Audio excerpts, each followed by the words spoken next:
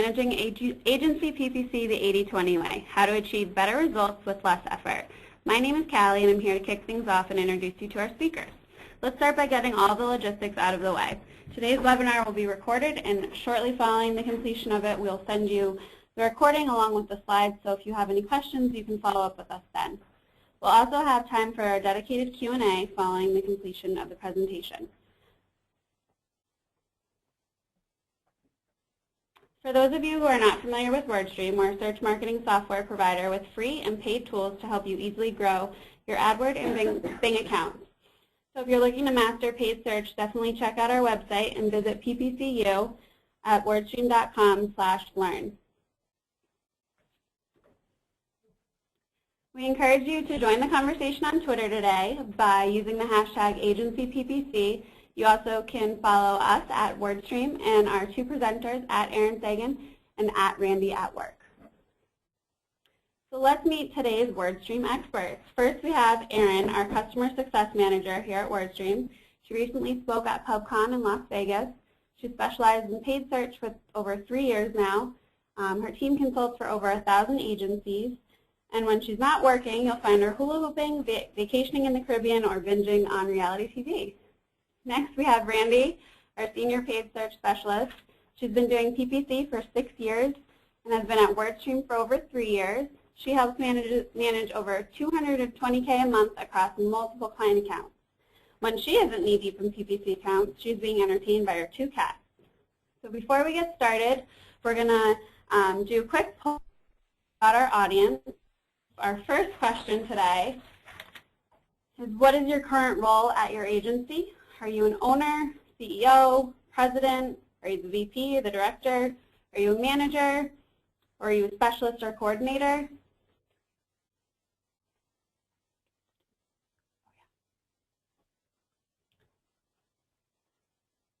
So just take a quick minute and answer that.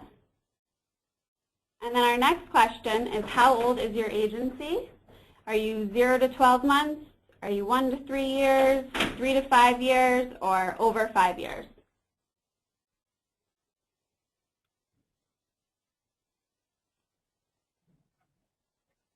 And while we're gathering results, I can pass it over to Erin, who will get you started, and we'll check back in with results shortly. All right, hi guys. Like Callie said, my name is Erin. I'll be kind of leading today's webinar with some help from Randy and a special guest a little bit later. But the reason we decided to focus on this topic, we normally do more PPC strategy webinars, but one thing that I hear from almost all of my clients is how tough it is to run an agency. And it's really interesting. Everybody's always asking me what other agencies are doing. So I thought this would be a really good opportunity to kind of get agencies together, have a conversation about some tips to run an agency successfully, and also hear from some of you. In looking at just a couple of the attendees who registered today, we have a lot of really impressive, successful agencies out there. So I hope you guys, and I encourage you guys to share tips as we go through the webinar today. So as you can see here, running an agency is not always easy. But this webinar is focused on helping you with that. Here's a quick review of today's agenda. We'll start with the most important thing, which is recruiting the right people to join your agency.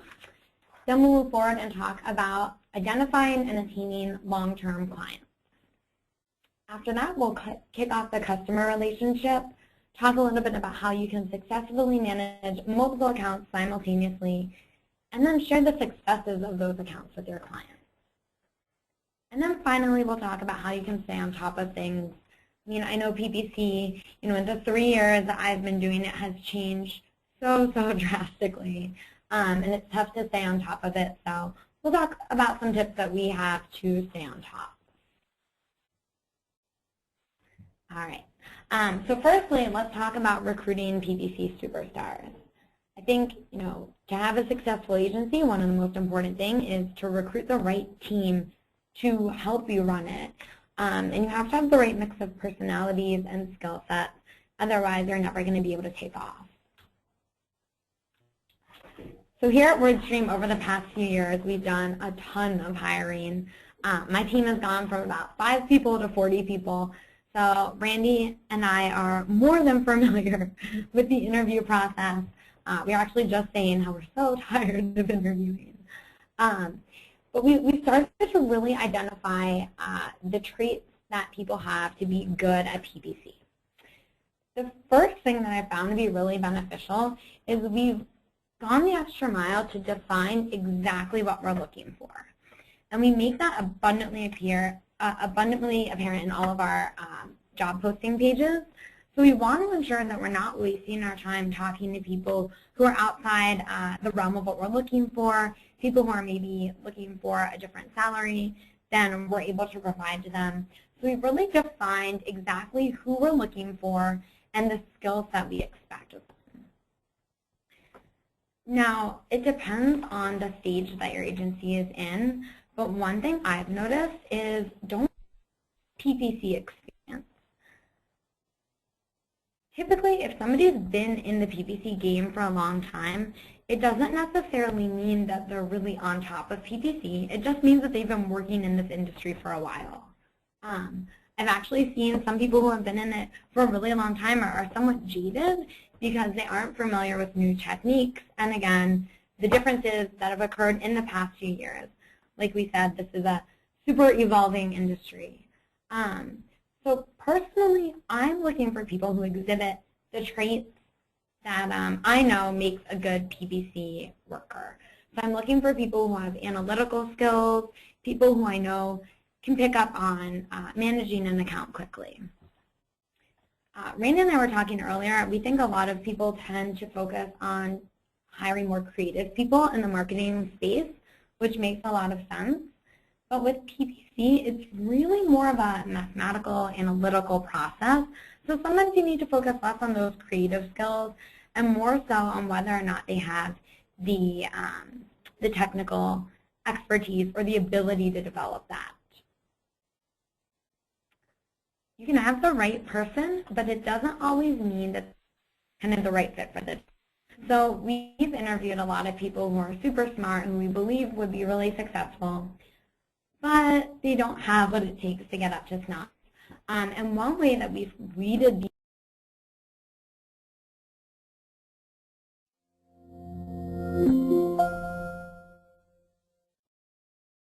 to complete a written exercise as well as an analytical exercise. And between those two tasks, I can get a very good sense of how they might communicate with clients in the future, whether or not they're kind of thinking with the right mindset to work in a PPC account. I can't tell you how many people I thought would knock these tasks out of the park that came in and just did a horrible job or didn't put the time into doing those.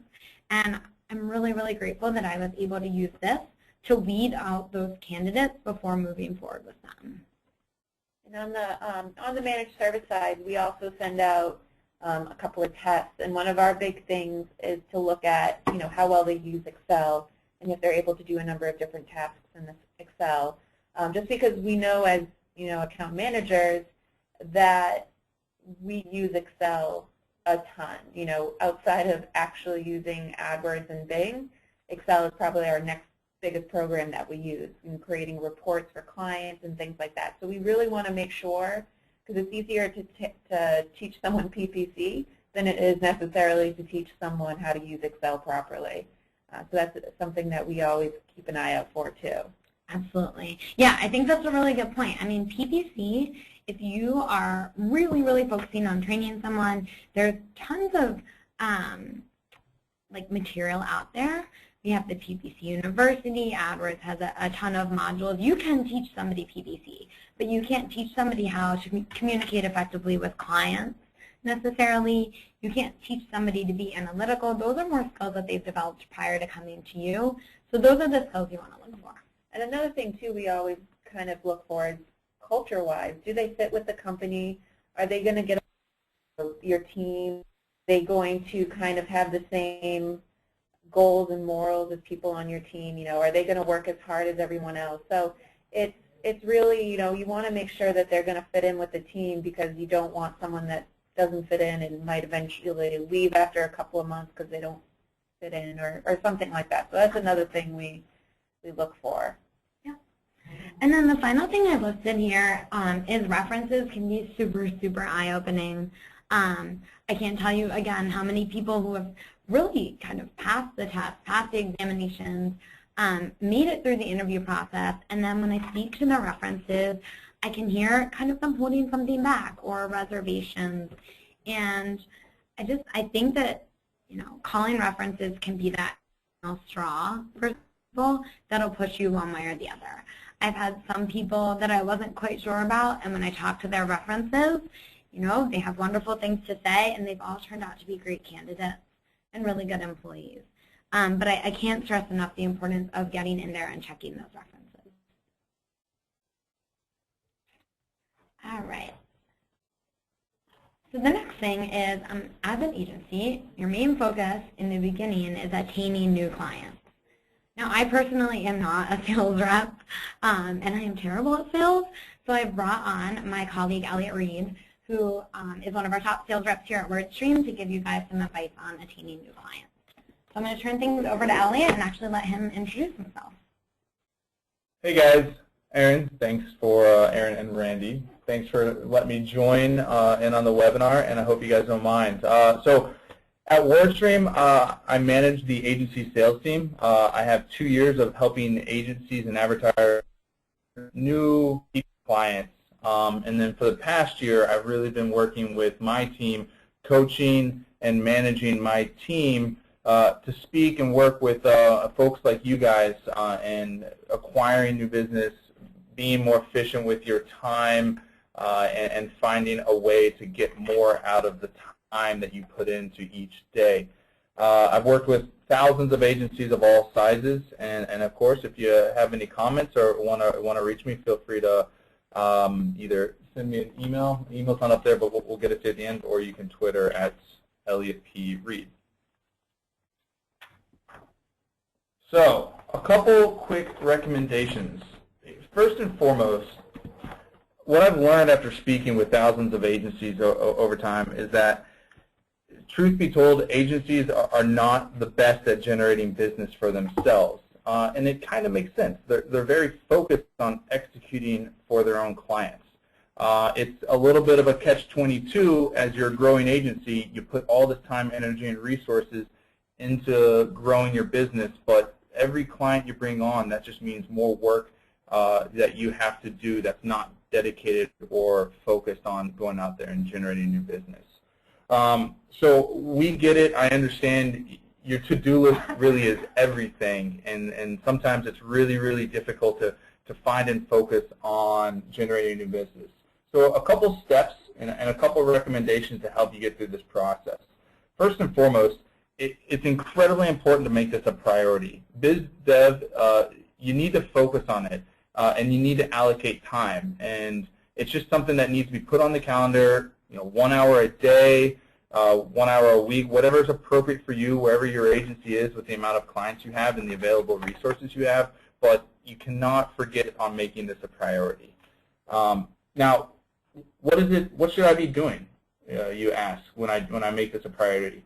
Well, what I always recommend agencies to do up front is to tap into their existing network. A lot of agencies I work with don't necessarily focus 100% on PPC. They have web dev services or SEO services or reputation, brand management, YouTube, all sorts of other great channels that they're probably experts at. These are already great clients. It's always good to reach out to those clients and introduce them to the concept of PPC. You might be surprised that a lot of them out there are interested in doing PPC. They just have yet to really focus or have a discussion about it. Point in this process is getting noticed. And what I mean by that is really build up your different channels, LinkedIn, tweeting, get out there and blog. The more stuff that you can put under your belt, so to speak, in terms of being an industry expert, the more value you'll be able to bring to the table and the more credibility you'll be able to bring to the table. I mean, I couldn't agree more on that. In the past, WordStream was not super active on all of these kind of areas. And in the past few years, we put a lot more time into participating in conferences, being active on LinkedIn, on Twitter, and I think it's been huge for our business. I think it's a great way to connect with clients, but it's also a really good way to develop people work with Randy as a rep. They look her up online and they can see Randy has had tons of experience. She's served as an expert on multiple panels. She writes blog posts all the time. She has that kind of collateral to prove who she is. And with small agencies, a ton of you guys have this knowledge and are really, really good at what you do. But without putting it out there like that, a lot of people don't realize how skilled you actually are. Okay. And I think there's a key component to getting noticed is having the proper expectations. I don't encourage you to write a blog to win a client, because that's probably not going to happen. The one blog post is not going to get you one client. But if you're consistently blogging and sharing your thoughts, over time you're going to develop this, I guess, base of thought leadership, and that boosts your credibility and it boosts your professionalism. So when you do bump into the client and you do have the opportunity, you have a much deeper base to pull from and to show I know what I'm talking about. So definitely get in there, attend conferences, ask for references. It's a lot of great opportunity, and it's about the expectation of being an expert, necessarily winning a business deal right after a blog post goes up. So you've been doing your blogging, you're getting out there, you're getting noticed. Now you've made a connection. First and foremost, it's so important when you're working and prospecting to get to know their business. It's all about understanding what the conversions they're looking for, where you'll be able to provide value. I believe Randy will probably go into a little bit more detail about this later, but at the beginning of the sales process, it's all about them, all about understanding what they're looking for, what they're in, and understanding their industry so you can speak intelligently to them. And then, of course, you'll definitely want to. There we go. Sorry, my step 5 disappeared on me. When it is time to present your finding and time to present a proposal, it's all about value. And value really is it's a term that can be used loosely, but when I say value, I'm talking specifically to their business. What type of conversions do they want? What type of phone calls do they want? What is a qualified lead? Really zero in on that, and if you focus on value for all of your customers, whatever that means to that customer, you'll be bound to win definitely a couple deals. And lastly, keep calm and retain your business. This is probably the biggest thing I can, I guess, share with you guys. Keeping a client is easier than winning a new one. And I talk to so many agencies that forget that they don't put the time and energy into managing their PPC accounts. They kind of put them on the back burners. They say, oh, they've been with me forever. They're not going anywhere. That is not true. We talk to people every day that are unhappy with their agency because they haven't talked to their agency and they're looking for other alternative sources. So how you really do this is it really is all about being transparent. Transparency is a must. You need to have constant communication with your clients on a regular basis, and you got to show them what you're doing in the account and show them the data. And I think show is a big part. Show, don't tell. It's important to share information with them. Let them know that you are taking actions in there. My final thought would be manage your current client list as if every one of them has 10 referrals to send your way, if and only if you do a great job. If you keep that in the back of your mind, I think you'll put a little bit more effort in there to doing a bang-up job for each client. It's so true. And to piggyback off that, here are some ways that you can start to identify who those long-term clients are. You know, as Elliot was explaining, it's a lot of effort to get a new client on. And we want to make sure that the juice is worth the squeeze, that they're going to stick around and they're going to be a good for you as much as you're for them. So I have kind of my list of red flags that I recommend looking out for. The first one is a history of bad behavior in AdWords. If a client has gotten suspended in the past, if a client has a history of getting in trouble with AdWords, they could be on the final straw. You could be the one that's that final straw, right? I mean, we know that AdWords is super strict. We know that once you're kicked off, most people are kicked off for good. So if you know that a client has had poor behavior in the past, don't get involved with them this time. It may seem like a lucrative deal now, but like I said, one misstep could get you off that cliff, and it's really just not worth it. The next one is a lack of trust or respect for you. This is huge. We actually talk about this all the time on our team. We want to make sure that every client that we're bringing on genuinely trusts the rep that they're working with. And typically they'll display a lack of trust in the sales process if they're not kind of fully biting and if they're not really interested in working with you. So if you start to notice that they're constantly you're recommending, even just aren't respectful of your time, blowing off meetings during the sales process, that's likely to continue throughout the rest of your relationship with them. So if you can keep an eye out for that as you're working with prospects, and if you do notice this being an issue or a consistent problem, just don't work with them, skip it. The next one is big, and that's either the goals are unreasonable or simply undefined. And I'll start with unreasonable. I mean, if you guys out there who are agencies, you've worked with clients who have come in and asked for ridiculous CPAs or ridiculous conversion counts, and you know that they're just not going to get there. And despite tons of hard work on your end, you know that the goals are unreasonable. Now, I think there's a lot of conversations that you can have, and Elliot and Randy, you guys are probably even more aware of those conversations than I am about how to explain to people what appropriate goals are and help them come to a realization of what's really a good fit for them. But if they're unwilling to budge and they do have these ridiculously unreasonable goals, don't move forward with them. You know that you'll never be able to appease that client or impress them. And the same goes for undefined. I mean, if they're unwilling to set goals and unwilling to be clear about what they're looking for from the get-go, it's going to be really challenging to continue the relationship with them and help them achieve what it is that they want to achieve, because they're so it's really important that you're able to set some lines up ahead of time and really know what you're working towards. And I definitely think this comes back to the get to know their business step that I was just talking about. A lot of these red flags that Erin is talking about really come to surface during the sales process. And you want to make sure that you're a great fit for the client, but that the client's a great fit for you, and you don't want to set yourself up for failure. And it's funny you say that. It does have to do with their business, right? Because a lot of my clients come on and they don't know a lot about PPC. So I can't say, hey, what's your desired CPA? Or like, what do you want your click-through rate to be?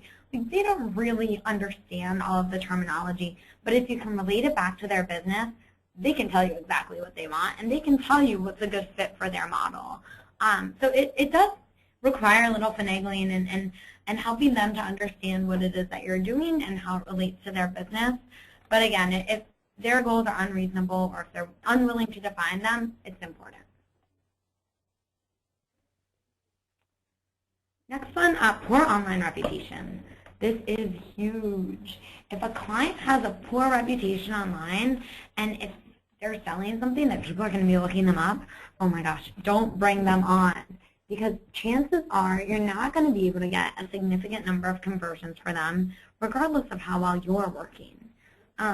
People search for things. People do their due diligence and look your clients up when they're thinking of purchasing something from them. And this negative reputation, this could totally squander all of your efforts. So here at WordStream, we always look at Better Business Bureaus. We do a search for them on Yelp. We figure out who they are and whether or not we really want to be associating ourselves with them, and if we can really bring them business given their online reputation. Randy, you can probably speak to this one more. One big thing we see is some clients are really set in their ways and they're opposed to testing new strategies. Absolutely. When a new client is opposed to testing new strategies, it's already been determined that what they're currently doing is not working. So we're not going to be able to go in and just because you signed us on as a new account manager, the same things that weren't working before are just going to start working.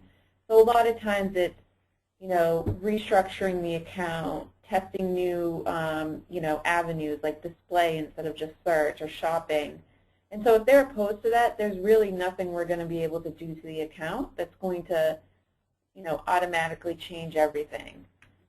There might be some things to improve performance a little bit, but we're never going to hit their overall goals if they're opposed to, trying anything out. Yeah, it all comes back to the trust, right? Like you have to have trust in the agency that you're working with. You have to be able to say, all right, if you want to try a new strategy, I'm behind you. And if the clients aren't willing to get in that mindset, then they're probably not a good fit. Another one is commitment phobes. We see this all the time, agency hoppers. I know some agencies actually, before bringing on a client, will look in their AdWords and see how many people have access to their account, right? Like how many agencies have they been working with? People who are unwilling to sign long-term commitments, those are always a bad sign. PPC is not instantaneous. It takes a while. It takes work. It takes testing. It takes experimenting. And if clients aren't willing to be in it for the long haul and they don't trust you enough to stick around for a while, then that's an autumn. And then finally, we see this all the time, their website is horrendous. If your website isn't good, no matter what we do on the PPC side, we probably aren't going to be able to bring clients a ton of conversions. So it's one thing if their website is a nightmare and they're willing to do something about it or they're looking for your feedback on it, absolutely, bring them on, work with them.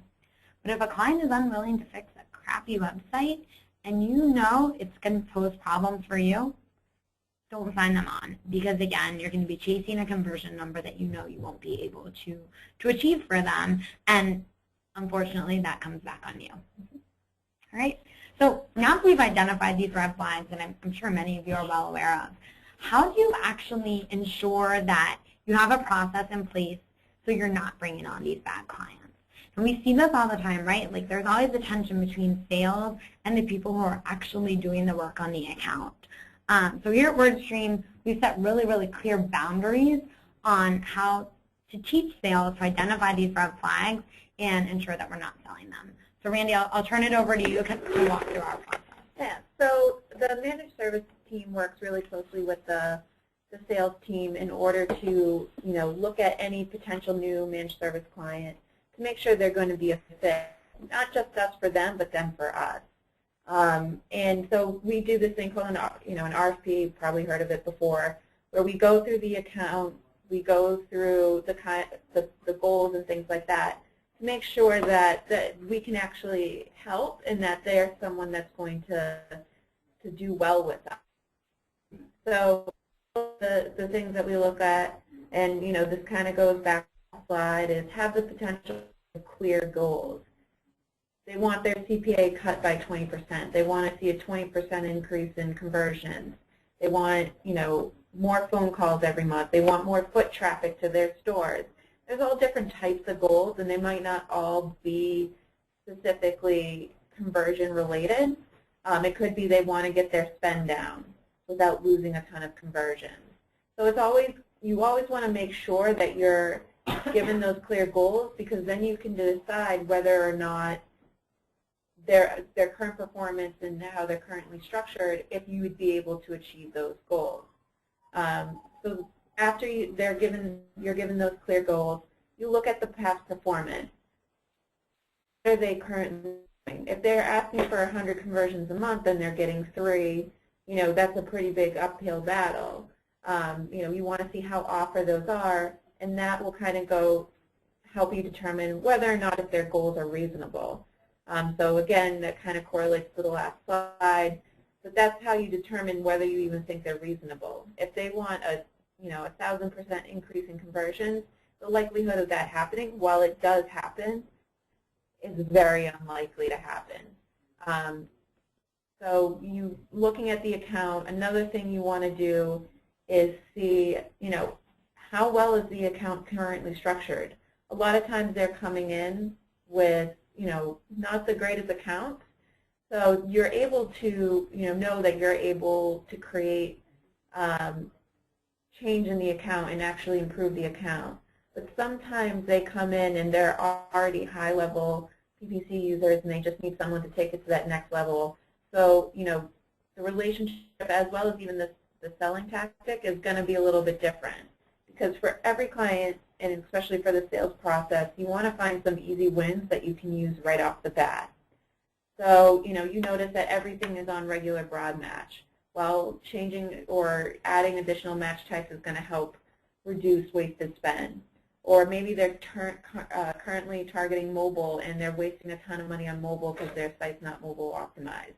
These are all wins that you know you can go into the sales call as well as the beginning of the client relationship, implement and start seeing some immediate results.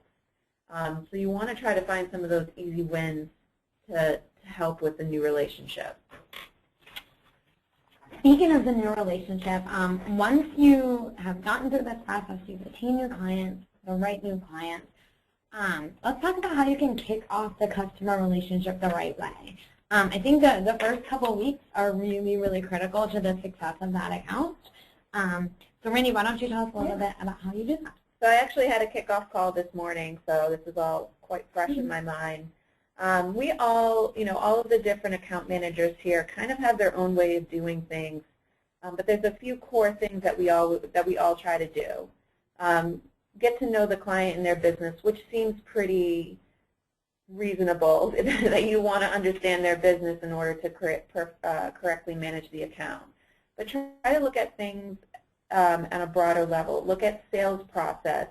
How long does how long does it take to sell the product? If it takes 3 months of research for someone to actually purchase a product, then you know there's going to be a 3-month lag with any type of changes that you make. So that's a major thing that you want to look at. You want to look at how much they make off of a product so you can determine what a reasonable return on ad spend is.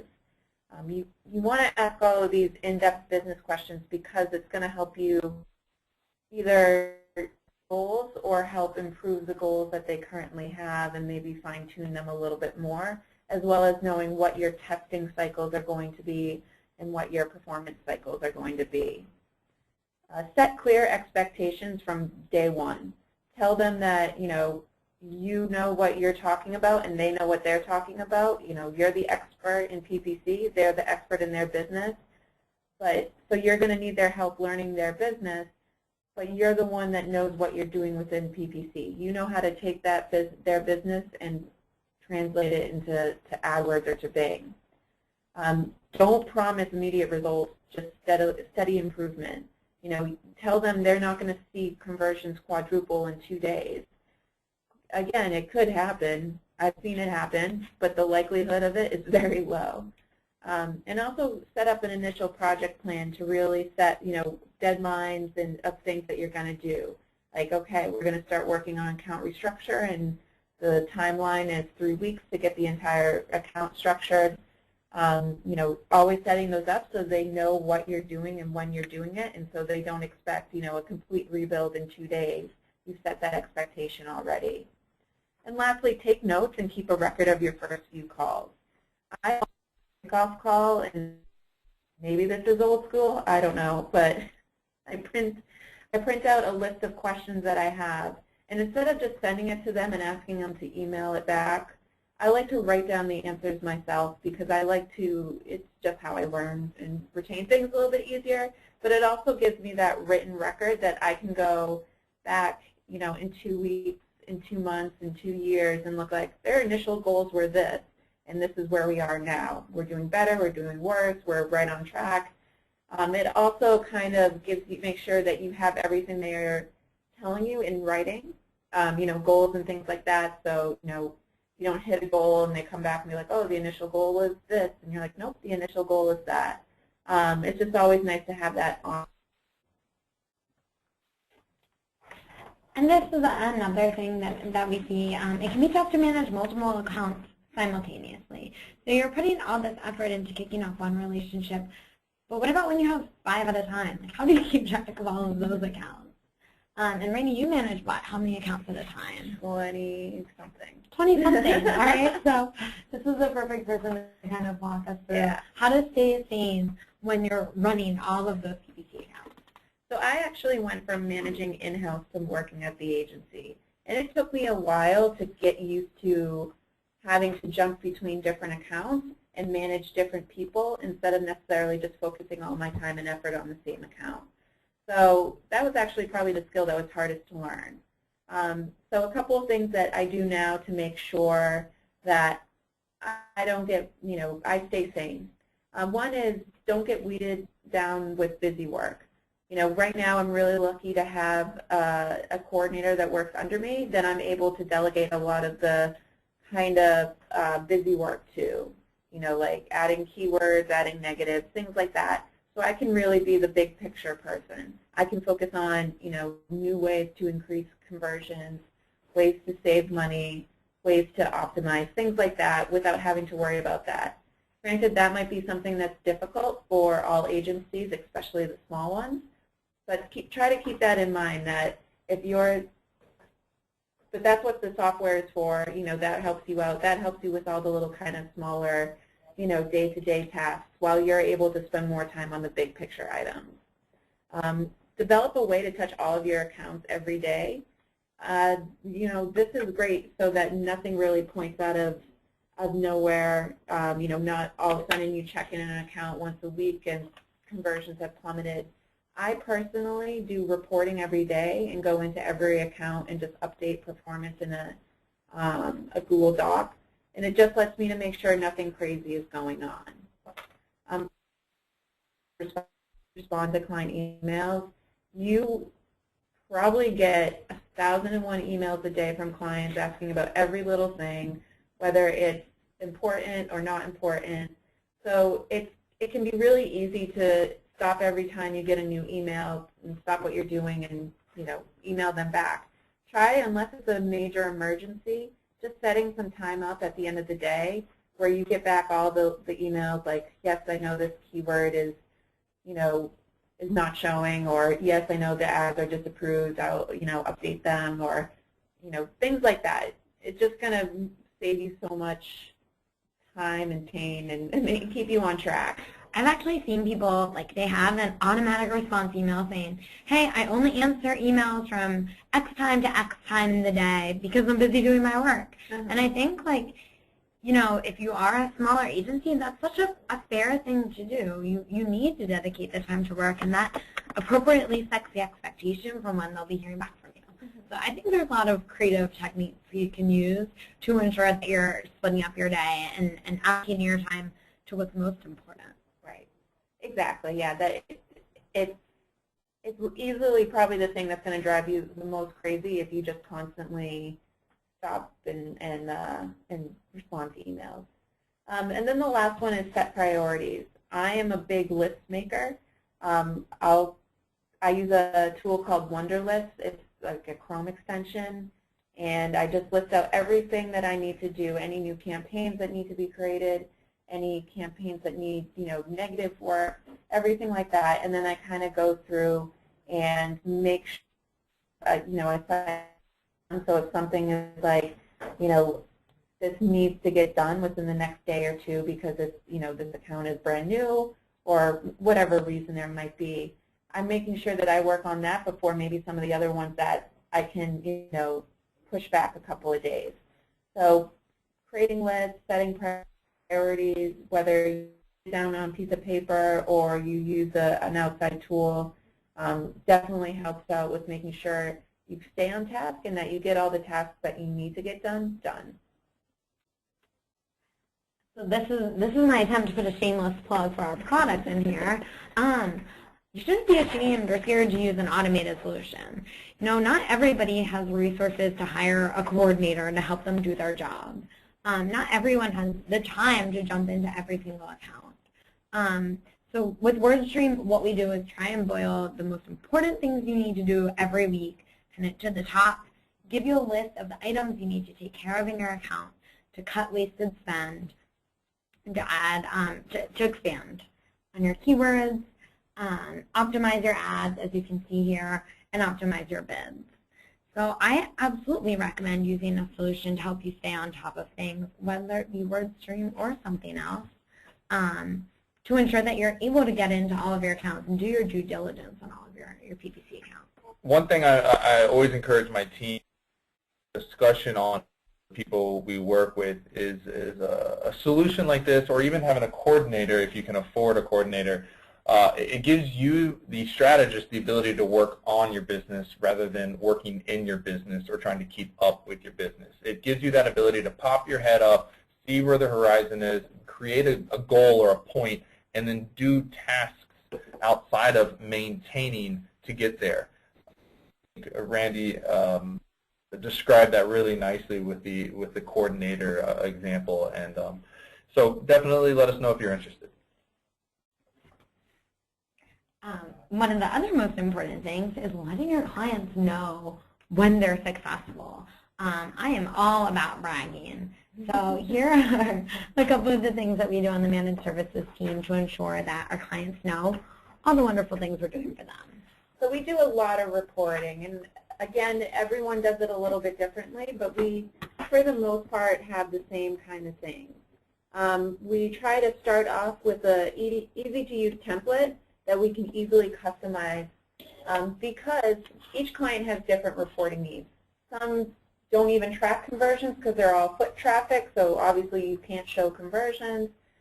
Some are put more importance on quality score of their keywords, so that everyone's looking for different things within their reports. So to make it easy on you, make sure that you have a template that you can easily customize and that is easy for the client to use and to read through and for them to share, because they're most likely sharing it with their boss or their business owner or something like that. This example that we have on the page is actually that daily report that I was talking about earlier. You know, I have a template that every month I copy and paste it for the next month. We use run rates so we can keep tracking and what the conversions are for the month. So these type of things really help with showing them how it's going. I also use this as a reporting tool because I'll give them access to this Google Doc.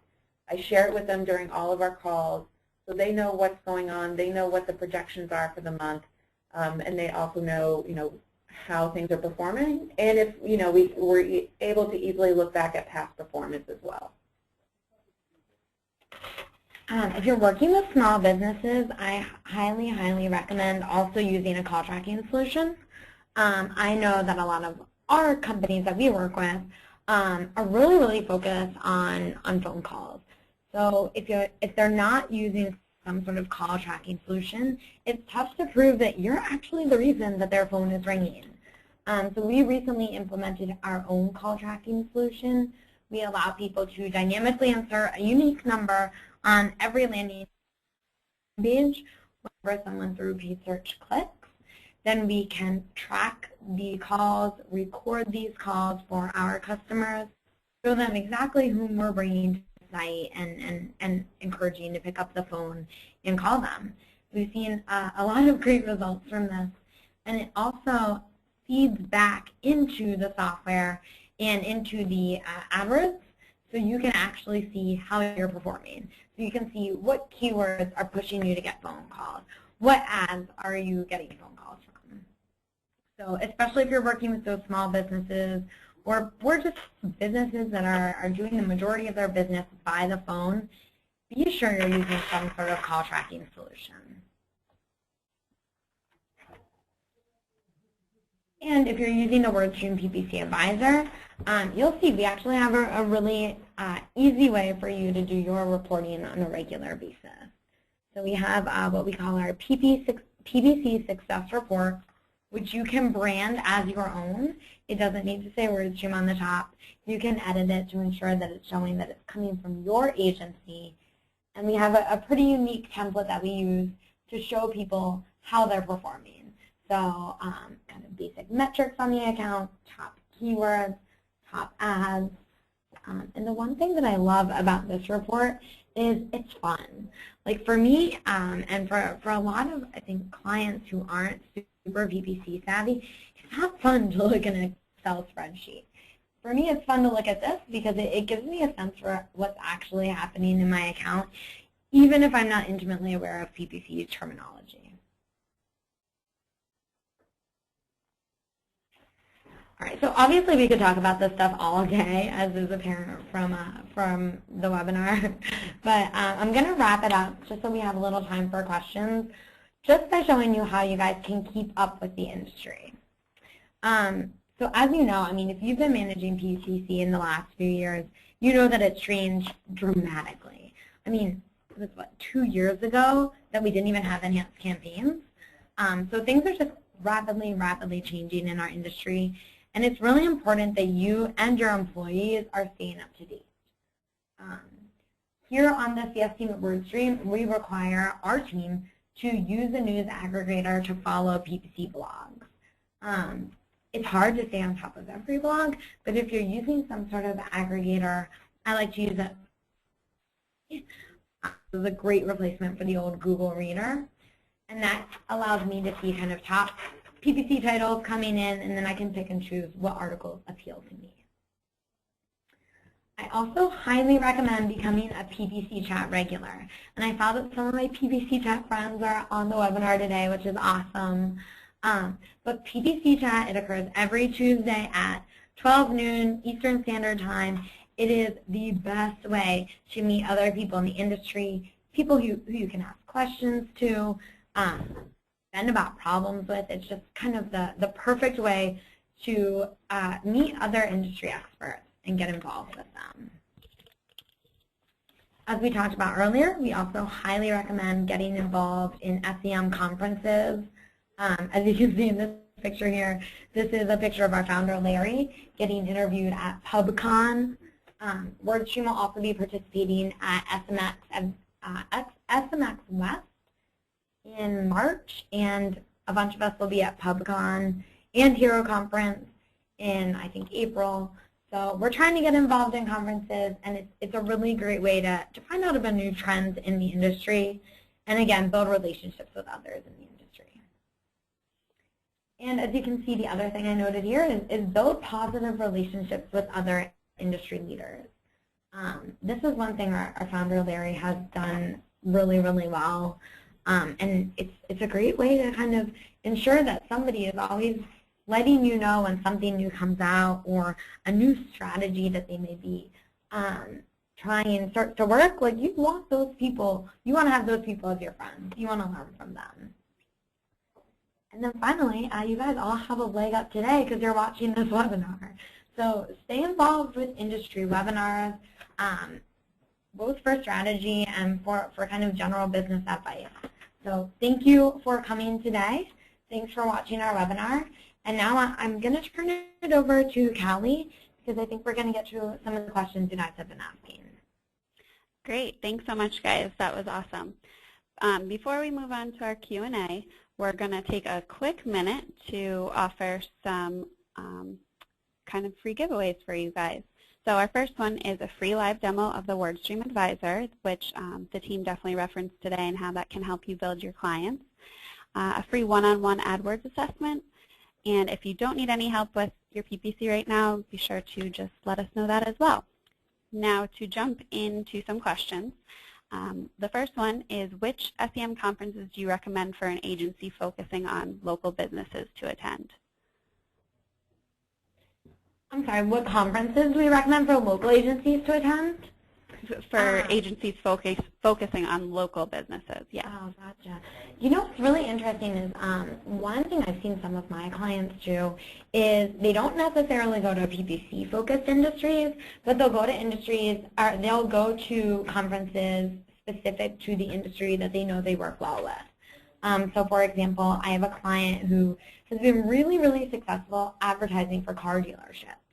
So he'll go to different conferences focused on what they're called, car sellers, car dealerships, and get to know people there, develop relationships with people at those conferences, maybe sponsor a booth, and that's been a really great way for him to get more clients in an industry that he knows he's really mastered. Right, and another great way is to reach out to your municipal website or your local CBB. Yeah, any of the local organizations that's kind of running the show, so to speak, the town organization, what have you.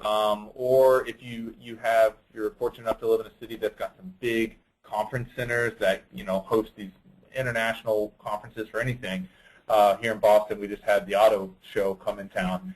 You can usually find what's going on there, and like Erin said, you can target the ones that you have a little bit of a leg up, where you can, again, get to know their business, or you already know their business well enough, and you can maybe be that unique standalone company out there that's speaking a different language, talking about taking business to PPC. It's a great way to stand out. Yeah, and it actually looks like the question was all looking for conferences more focused on PPC in general. I recommend something like Hero Conference, which is really more specific to just PPC. I think it's in Portland this year. I know Larry is speaking at it, and that's really more PPC focused. Great. Now we have time for one, maybe two more questions. So how many accounts can one person expect to manage if you're using the WordStream software? So we currently manage, with utilizing the WordStream software, each client each managed services rep manages up to about, we look more at MRR, so how much we make, but usually it's 25 to 30 accounts. Yeah, I mean, I think it depends on the size of the account. Right. I think it depends on like what state that account is currently in. I mean, we all know taking on a new account can be a total nightmare because you have a ton of build out to do. But taking on an older account that just needs optimization and maintenance, that's significantly less stressful. Now, I think the person who asked the question was wondering, particularly using our software, how many clients one can manage. I've seen it run the gamut. It really depends on what you're working on for those particular clients, but having the software will help you kind of bubble the most important things up to the top, so you're not spending hours analyzing every account. You can hop in every week, look at every account of yours, spend 20 minutes per account, knocking out the most important items, and then kind of walk away with the peace of mind that, yes, you've touched every one of your accounts and at least done important optimizations in all of them, and then maybe allocate more time to need additional upkeep. Right, and it's also going to help you with a couple of the sales side as you guys are growing. It will give you the ability to be transparent and show a lot of times agencies are a little scared to show them how much activity they've done in the account because they haven't done any activity recently. The software makes it very easy for you to be just really, really, really active. And then more importantly, I would argue, is it frees up a lot of your time to focus on other areas of your business. It's that coordinator that Randy was talking about, where you can focus on generating and going to that conference that you said you always wish you could go to, but you can't because you're too busy managing accounts. Or it frees up your time to be more of the web dev expert that you know you could be if you just had time. So like Erin said, it really could be anywhere from 2 accounts to 200. It doesn't matter. It all depends on your situation. And when I say we manage 30 accounts, or 25 to 30 accounts, we utilize the software. So I don't know if we'd be able to manage them without the software. Great. Now, one last quick question is, what can you do if your potential client is just starting out, so they don't have much of a past performance in paid search? Kind of what are realistic, attainable goals that you can set from no real backlog of information? So that kind of goes into learning about their business, learning about how much money they make off of a lead or a sale. So if they their lead nurturing, okay, it's that what percentage of leads turn into sales, and how much is a sale worth. So you can kind of then take that information and backtrack and look at, okay, for it to get they get 10% of their leads turned to sales and they make $1,000 off of a sale. So for every 10 leads, they make $1,000. So you probably want to try to keep the CPA around maybe $50 to $100, or I'm sorry, probably like $10 to $15, something like that, so that they, for every 10 that they get $1,000, and it ends up working out in terms of revenue. So that's kind of how you find those numbers out, is you kind of take what their overall goals are and use that information to kind of figure out what the specific goals like CPA PIA conversions and things like that should be. Great. Well, thanks so much, Erin, Randy, and Elliot. That concludes today's webinar. I will definitely be following up with all of you later on this afternoon with the slides, and it'll give you a chance to connect with us if you have any other questions. And we definitely encourage you to connect with Erin, Randy, and Elliot on Twitter if you want to talk to them directly. Okay, great. Have a good day.